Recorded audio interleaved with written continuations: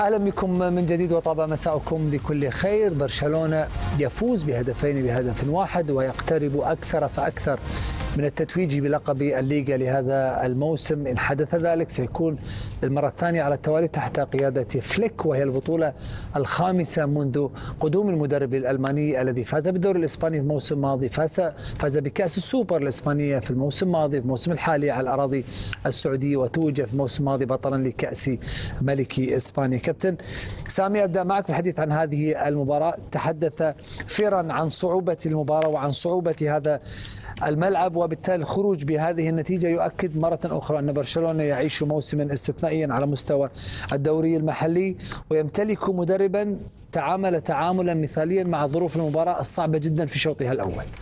هو الأكيد اللي يكون المدرب على مستوى عالي وعالي جدا معناتها في ظروف اللي خذاها وفي الأشياء اللي عملها معناتها في برشلونة، طريقة إدارته للمجموعة وطريقة إدارته للمباريات مميزة جدا. أنا بالنسبة لي التغييرات صحيح اللي كانوا ثم حاجتين اللي كانوا مهمين، الإبقاء على ليفاندوفسكي، أبقى على ليفا وأدخل راشفورد في الجهة اليمنى، وبخلاف هذا أنا بالنسبة لي وأضاف فيران توريس.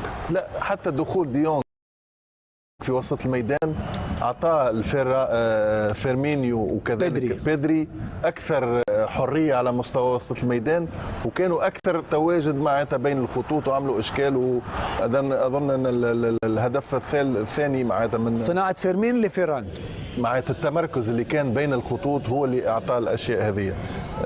أكيد المدربين معناتها الكبار مع مدرب كما هانز فليك أكيد تغييرات وقراءته المباراة كانت جيدة في ملعب اللي هو ملعب صعب وصعب جدا أمام خصم اللي كان زاد كذلك عنده هدف هو التأهل. كنت تلاحظ الأرقام على مستوى النقاط: 88 نقطة لبرشلونة، 74 للريال، فرق 14 نقطة وصل الآن.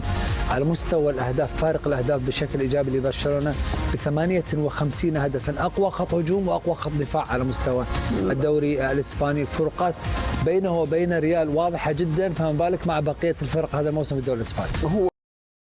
هو حكينا احنا في بدايه الاستوديو اللي كونوا معناتها بالرغم من الاشياء اللي عدم الصرف معناتها الميزانيه اللي كانت مخصصه للانتدابات، عدم قدره الفريق معناتها تغيير العديد من اللاعبين، الاصابات اللي جرت الفريق، صغر العديد من اللاعبين، صغر السن نتاع اللاعبين، بالرغم من هذا معناتها برشلونه واحد من افضل الانديه اللي موجوده في العالم. وبعدين واضح كابتن غرفه ملابس مستقره، تقريبا صفر مشاكل في المنظومه هذا الموسم، تشعر الكل سعيد والكل مركز على كره القدم. ما عمرنا سمعنا في هذا الموسم عن مشاكل ولا اي شيء تقريبا. هو عندهم الثقافه هذه من قبل معناتها في برشلونه، موجود الاشياء هذه معناتها دائما حجه الملابس، حتى في وجود نجوم كبار كما في انضباط ميسي، ثم انضباط وثم احترام كبير. لكن زاد كذلك انا بالنسبه لي يحسب المدرب معناتها، المدرب عرف كيفاش يتعامل مع الوضعيات الصعبة، الغيابات المؤثرة. هنا معناتها حبيت نحكي على الجودة متاع ليفاندوفسكي. هو فضى المكان اللي باش يطلب فيه الكرة، أعطى الجميع شعور بأنه سيذهب إلى القائم الثاني.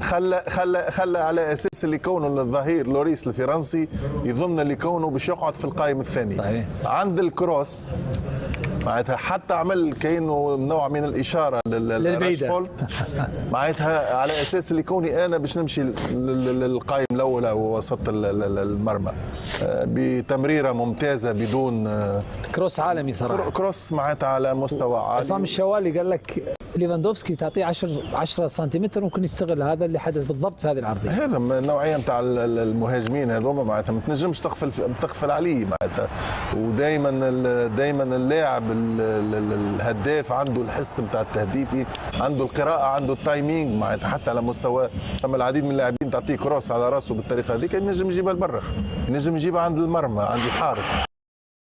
أراوخو في آخر دقيقة في مباراة أتلتيكو مدريد مثلا كانت فرصة هدف محقق.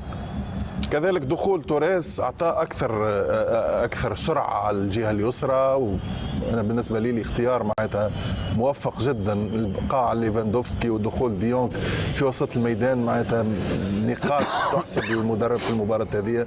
مباراة كانت صعبة وصعبة جدا.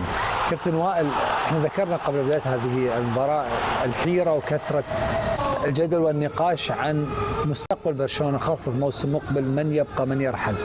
كان حديث في الأسابيع الماضية عن مشكلة الفريق في رأس الحربة، هل يبقى ليفاندوفسكي بنصف الراتب ويقبل أن يكون مهاجما ثانيا؟ هل يبيع الفريق فيران توريس ويجلب خوليان ألفاريز أو اسم آخر؟ اليوم سجل هذا الثنائي هدفي الفريق، وبالتالي يعني حير الجميع، يمكن حير فليك. لا انا بالنسبه لي المباريات الكبيره هي المعيار يا محمد، مش المباريات اللي في الدوري الاسباني مع الفرق اللي في وسط الجدول. لا، تشامبيونز ليج، لان برشلونه خلاص بيفوز بالدوري بمدرب محترم، واعتقد هو 75% من نسبه فوز برشلونه بالدوري السبب فيها فليك. قدرته على قيادة الفريق وتنظيم الفريق والعودة دايما بالفريق ومساعدة الفريق لما الفريق يحتاجه. شوف غايب لامين وغايب رافينيا، افضل 2 لعيبه في الموسم واكتر 2 لعيبه مساهمين باهداف في الموسم، وما تحسش ان في بقى ازمه. برشلونه بيوصل للمرمى، بيعرف يخلق طريقه ويوظف اللعيبه بالطريقه اللي تساعد الفريق على الفوز، ودي عظمه وقوه المدرب يا محمد مع شخصيته. طبعا انت لسه بتتكلم على المشاكل ومفيش مشاكل زي الناحيه الثانيه في مدريد، بالعكس تماما.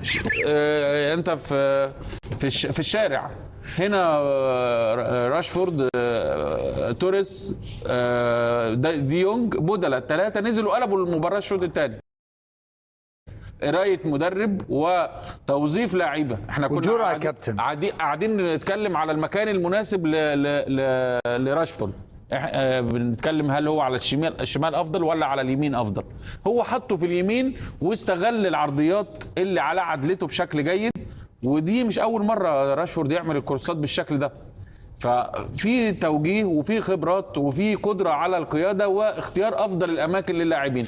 مشكله مدريد الموسم ده يا محمد دايما الاختلافات اللي بتحصل من المدرب مع اللاعبين في ايجاد المكان المناسب ليهم، ودي يعني مش عند فليك. راشفورد الموسم الماضي في الشامبيونز ليج مع باريس سان جيرمان مع استون فيلا قدم مباراه كبيره في الجهه اليمنى. صح. فانا بقول لك دي قدره من المدرب باقل الامكانيات عنده.